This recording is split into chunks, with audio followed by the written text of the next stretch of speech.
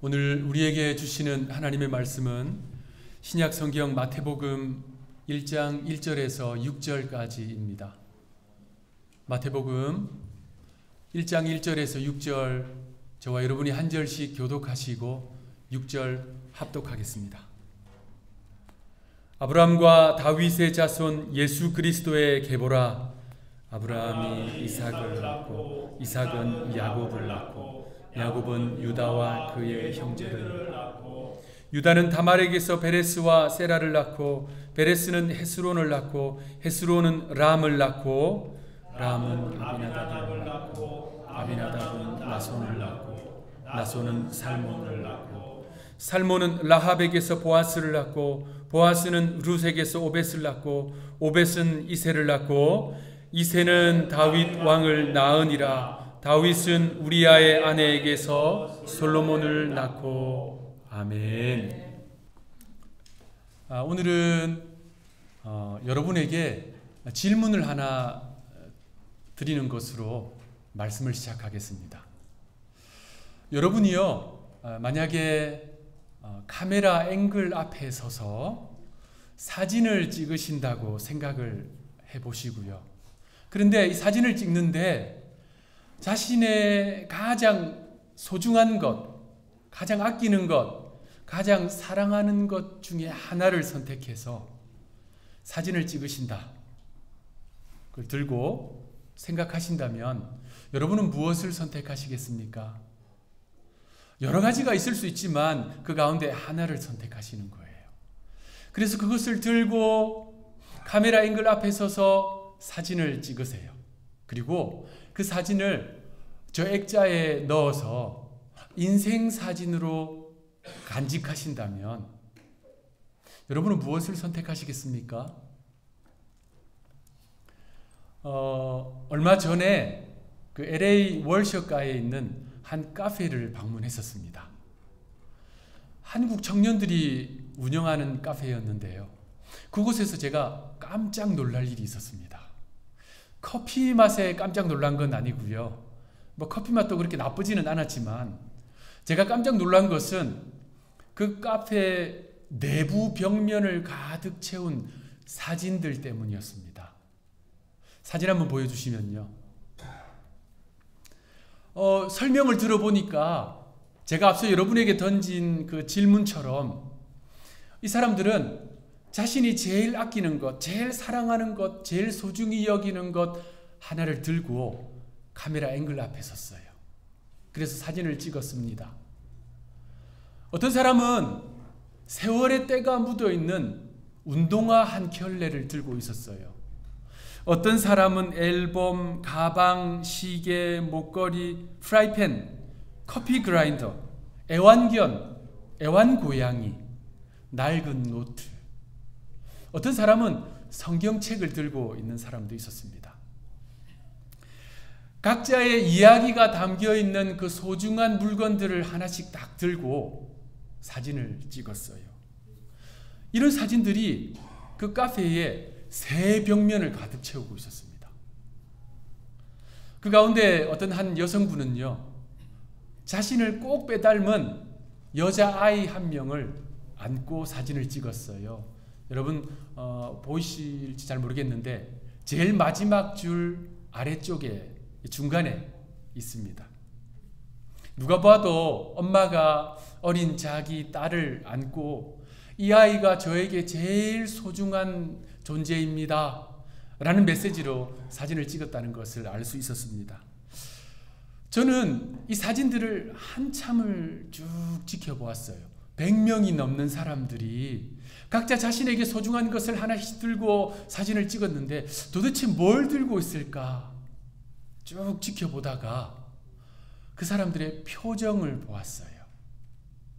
어떤 표정을 하고 있었을까 쭉 보는데 다른 사람들에게는 그다지 중요하게 여겨지지도 않을 세월의 때가 묻어있는 그 오래된 물건들, 그런데 본인에게는 잊을 수 없는 소중한 스토리를 담고 있는 그 물건들을 하나씩 들고 소중하게 들고 진지하게 사진을 찍고 있는 그 사람들의 표정을 보는데 왠지 모를 감동이 제 마음에 생겨났습니다. 그러면서 이런 생각이 들더라고요.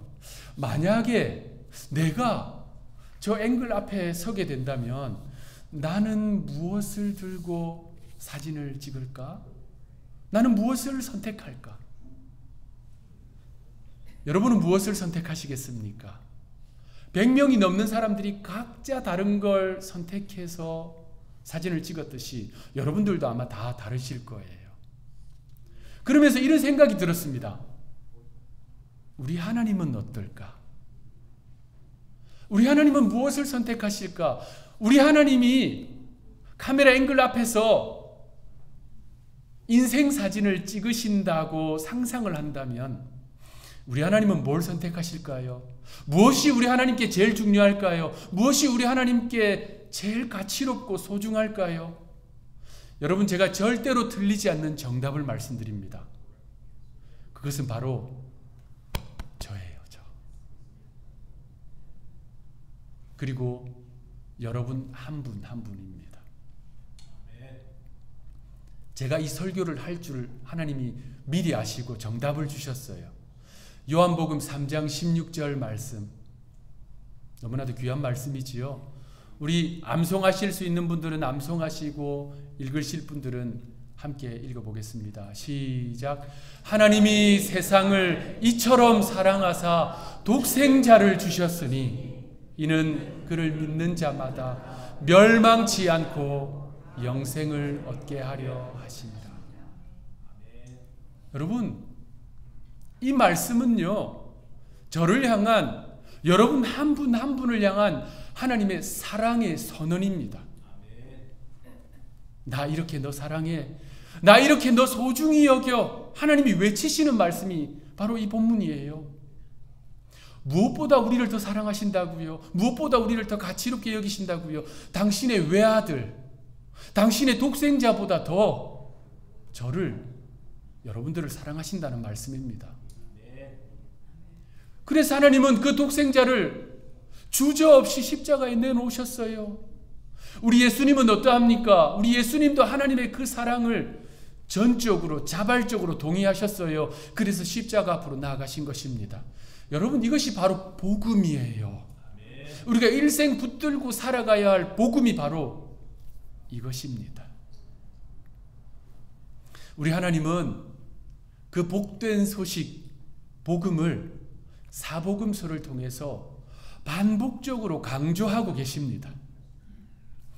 우리 성경 66권이 모두 그러하겠지만 특별히 이 4개의 복음서, 마태복음, 마가복음, 누가복음, 요한복음, 이 4개의 복음서는 하나님의 분명한 사랑의 편지입니다. 그 사랑의 편지인 이 복음서를 통해서 주님은 우리에게 계속해서 말씀해 주시는 거예요. 그러니 우리는 이 복음서를 가까이 해야 합니다. 복음서를 읽어야 되고요, 묵상하고 연구해야 합니다. 그래야 이 하나님의 사랑의 복음 위에 굳게 서서, 우리 마태복음 강의 주제가 복음 위에 굳게 서서이잖아요. 그 복음 위에 굳게 서서 자신의 신앙의 집을 짓고 인생의 집을 지을 수가 있는 것입니다. 그러한 측면에서 우리는 오늘부터 시작으로 마태복음을 살펴볼 것입니다. 예수님의 12제자 가운데 세리 출신 마태, 그는요 하나님의 주님의 특별한 사랑을 받았어요. 그 사랑에 감격한 마태는 성령의 충만한 가운데 이 마태복음을 기록했습니다. 그는요 자신의 동족 유대인들이 자신이 경험한 이 복음을 경험하고 하나님께로 돌아오기를 바라는 마음으로 이 마태복음을 썼어요. 동시에 오고 오는 세대들이 이 마태복음을 통해서 그 사랑을 깨닫고 주님께로 나아오기를 바라는 소망으로 이 복음서를 기록했습니다. 오늘 본문은 이 마태복음의 시작입니다. 여러분, 마태복음이 신약의 1번이에요. 1번 책, 제일 처음이잖아요. 마태복음이 신약 성경의 27권의 1번 성경이 된 이유가 무엇일까요? 마태복음이 신약 성경 27권 가운데 제일 먼저 기록되었을까요? 그래서 1번이 되었을까요? 그렇지 않습니다. 복음서는요, 뒤에 나오는 대부분의 서신서들보다 시기적으로 늦게 기록되었어요. 특히 이 4개의 복음서도 기록된 시기에 따라서 순서를 나열한다면 마태복음이 1번이 아닙니다. 마가복음이 1번이에요. 그 다음에 누가복음입니다. 세 번째가 마태복음입니다. 제일 마지막에 요한복음이 기록되었어요. 그러니까 순서상으로도, 복음서 순서상으로도 마태복음이 1번이 아니에요. 자, 그렇다면 마태복음에는 구약에 대한 인용이 참 많거든요. 그리고 마태복음을 통해서 유대인의 풍습과 문화를 잘 알 수 있습니다. 그래서 1번이 되었을까요? 그것도 아닙니다. 마태복음이 신약 성경의 1번이 된 이유는 바로 오늘 본문이에요. 아브라함으로부터 시작되는 이 계보, 이 족보. 이스라엘 백성들이 조상으로 참으로 존경하는 아브라함, 그 아브라함에서부터 우리 예수님에게까지 이어지는 족보가 오늘 본문에 등장합니다. 오늘 본문 1절 함께 읽어보겠습니다. 시작. 아브라함과 다윗의 자손 예수 그리스도의 계보라. 이 한 구절은요, 엄청나게 중요한 진리를 함축하고 있어요. 저 아브라함에서부터 시작된 구약의 수많은 예언자들, 선지자들이 그토록 예언하고 고대하고 기다린 메시아가 바로 예수님이다 라는 것을 마태복음은 신약을 시작하면서 선언하고 시작하는 거예요. 그래서 이 마태복음은 신약과 구약을 이어줍니다. 그러한 측면에서 오늘 본문의 이 계보는 너무나도 중요해요. 아브라함, 이삭, 야곱, 유다, 그리고 저 위대한 왕 다윗의 후손들, 그리고 바벨론의 포로로 끌려간 시기, 그 이후부터 우리 예수님에게까지 14대로 3번을 나누어서 이 본문은 계보를 쭉 설명하고 있습니다. 이 본문에는요, 앞서 제가 여러분들과 함께 교독했듯이 믿음의 영웅들이 많이 나와요. 존경받는 인물들이 많이 나옵니다. 그런데 이 계보에는 그 영웅들의 이야기와 어울리지 않는 4명의 여인이 등장합니다. 주로 이 구약 성경에 계보가 많이 나오거든요. 근데 계보를 쭉 연구해보면 거의 남성들입니다. 그 시대가 그랬으니까요. 어쩌다가 여성의 이름이 나오면 꼭 기억해야 할 사람, 중요한 사람, 그리고 존경받는 인물 기록되어 있어요. 그런데 오늘 본문에 나오는 이 4명의 여인은 그와 판이하게 다릅니다. 구약 성경을 연구해보면, 이스라엘 역사를 연구해보면 그 4명의 공통점이 있어요. 넷 다 이방인입니다. 그리고 한결같이 부끄러운 수치스러운 과거를 가진 여인들이었어요. 여러분, 이 중요한 족보 아닙니까? 너무나도 중요해요. 아브라함에서부터 예수님에게까지 이어지는 구원의 역사를 쫙 문을 여는 이 중요한 장면에 왜 그러한 수치스러운 과거를 가진 여인들을 기록했을까요? 자, 성경이 하나님의 말씀입니다. 하나님께서 왜 마태에게 그 4명의 여인의 이름을 꾹꾹 눌러서 여기에 쓰게 하셨을까요? 빼도 되잖아요. 감출 수도 있잖아요. 그런데 왜 하나님께서 쓰게 하셨을까요? 그 이유가 있습니다. 그것은 오늘 설교 제목대로 이 계보가 은총의 계보임을 보여주시기 위함입니다. 하나님의 은총, 하나님의 놀라운 사랑, 그것이 이 계보 안에는요, 역력히 흐르고 있습니다. 자, 그렇다면 그 4명의 여인이 누구일까요? 한 사람 한 사람 살펴보겠습니다. 첫 번째 인물은 3절에 나오는 다말입니다. 3절, 유다는 다말에게서 베레스와 세라를 낳고.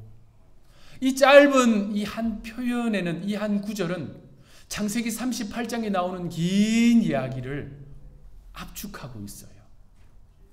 자, 유다에게는 3명의 아들이 있었습니다.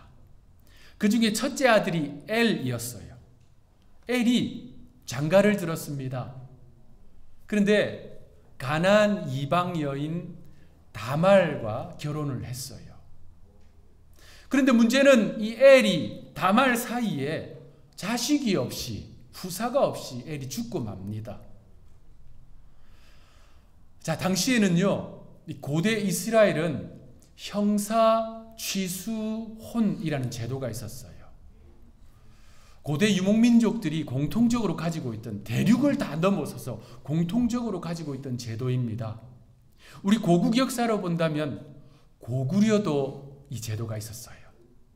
어떤 내용이냐면요, 형이 결혼을 했는데 자식이 없어 죽습니다. 없는 상태에서 죽어요. 그러면 결혼 안 한 동생이 형수와 결혼을 합니다.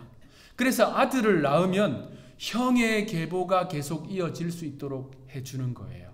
그래서 그 집안의 대가 끊어지지 않도록 해주는 것입니다.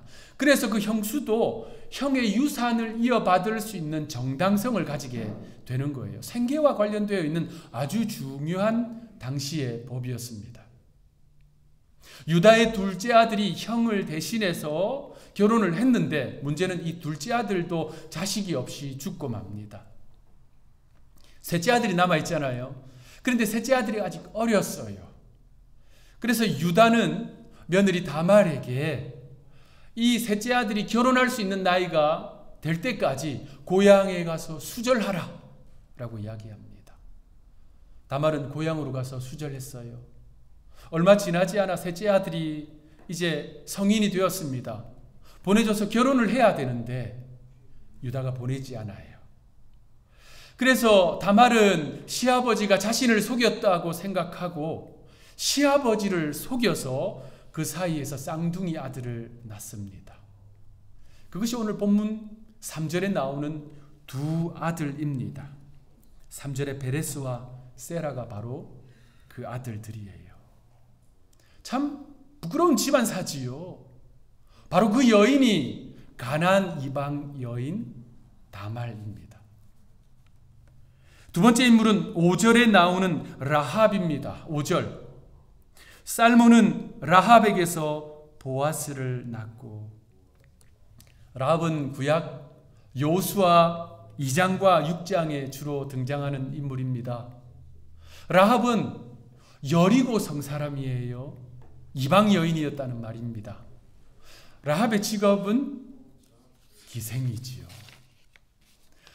신구약 성경에 이 라합이라고 하는 이름이 종종 등장합니다. 근데 꼭 수식어가 붙어 있어요. 기생이라는 수식어가 붙어 있습니다.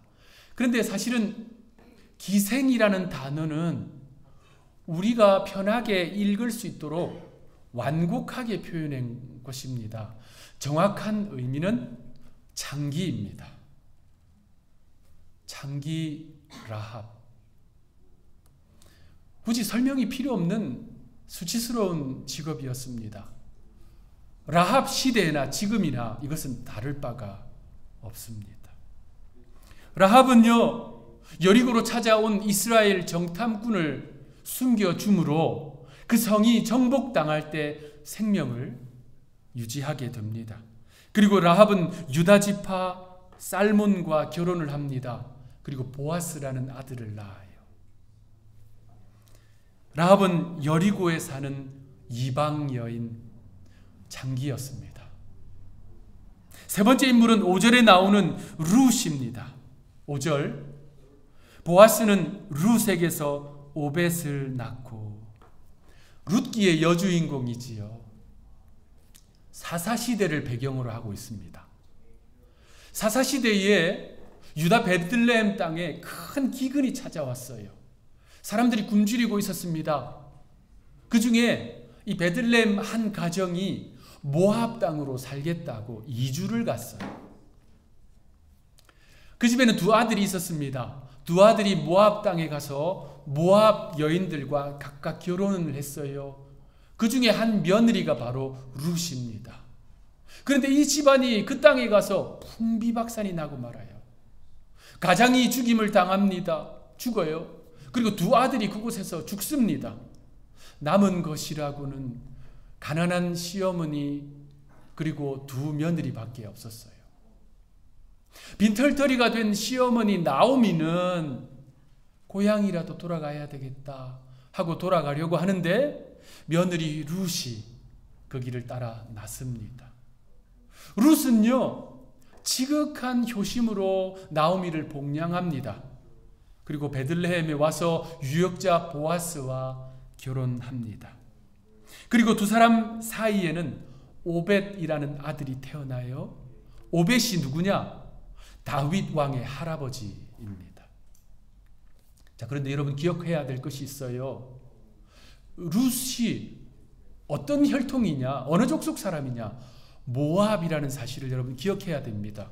구약 성경에 보면 종종 등장하는 내용이 있어요. 하나님께서 여러 이방인들이 많잖아요. 그 중에 특별히 상종도 하지 마라 라고 명령하신 족속들이 있습니다.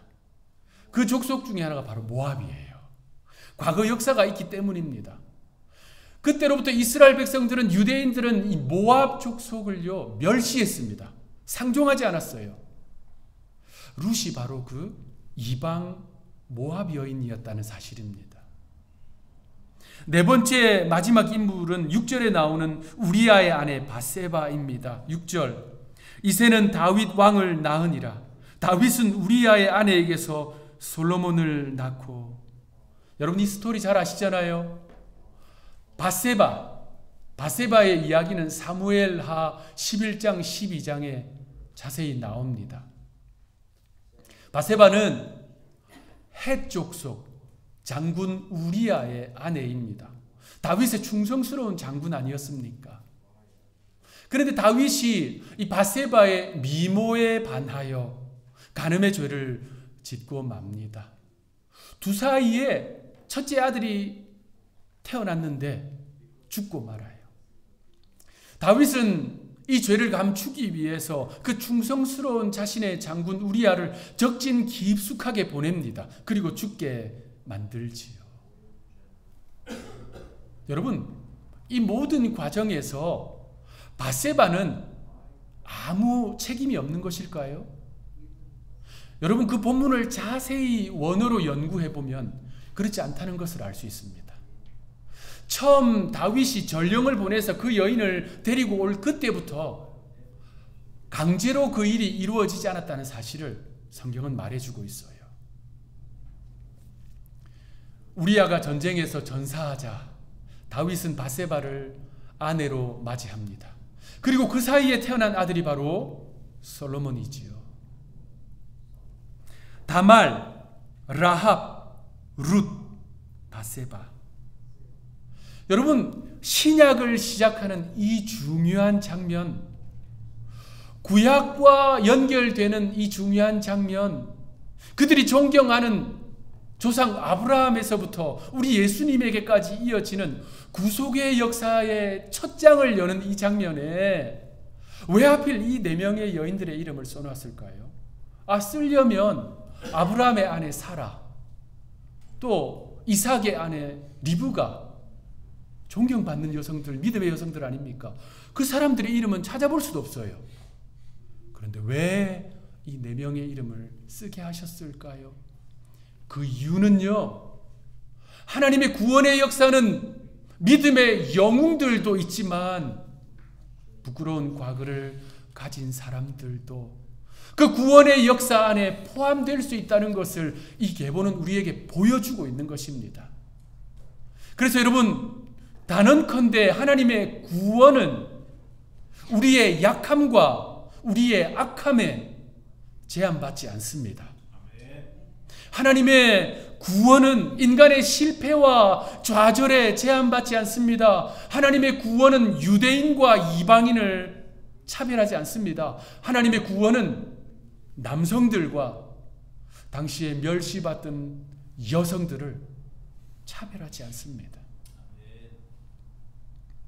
인간의 죄와 부끄러운 과거로 얼룩진 이 계보를 그대로 보여주면서 우리 예수님이 이 계보를 통해서 나셨으며, 그럼에도 불구하고 우리 예수님은 그 모든 죄를 이기셨고 그 죄에 얽매여 살아가고 있는 우리를 자유케 하시고 구원해 주신다는 사실을 이 계보는 우리에게 생생하게 보여주고 있는 것입니다. 그래서 바로 이 족보, 이 계보는 은총의 계보인 거예요. 우리가 앞으로 살펴볼 마태복음에는 우리 예수님께서 선포하신 복음이 분명하게 나옵니다. 마태복음 9장 13절, 나는 의인을 부르러 온 것이 아니요 죄인을 부르러 왔노라. 우리 예수님이 외치신 말씀이에요. 사람들을 향해서 외치셨습니다. 나는 의인을 부르러 온 것이 아니다, 죄인을 부르러 왔다. 사랑하는 한우리 성도 여러분, 여러분은 하나님의 그 놀라운 사랑, 은총을 받았다는 사실을 꼭 기억하시기 바랍니다.